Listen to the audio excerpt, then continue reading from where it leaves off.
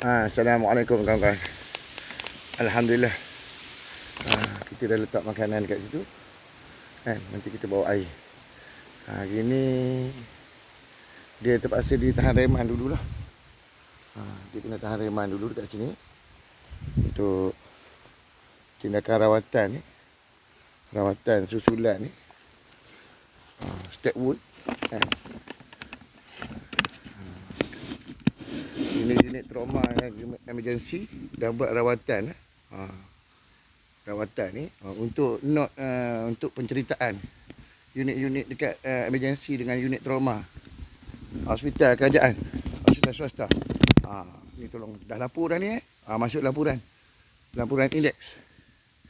indeks jenayah, cegah jenayah tingkat kebangsaan dengan unit skema laut ni. Unit skema laut. Okey, tolong subscribe saya punya channel. Kita buat dalam hutan, pakai dalam hutan sawit pula. Dekat hospital tu tak boleh. Sebab unit skema Mitoto ni nak minta kawan-kawan tolong buat tu. Buat kajian kes gangster besar Mitoto dengan anak dia Saleh.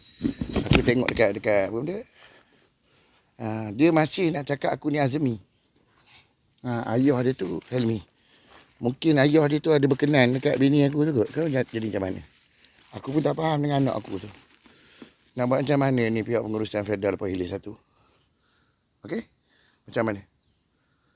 Ni jadi macam ni. Okey? Pengurus kena ambil tindakan. Kena bawa benda ni.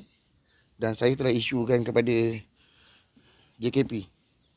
Peringkat JKP polis dah buat masuk dah benda ni. Kes jenayah tu. Yang Muhammad Asrul dekat Terolak terjelir kena ikat. Mati meninggal dunia. Okey, terima tu.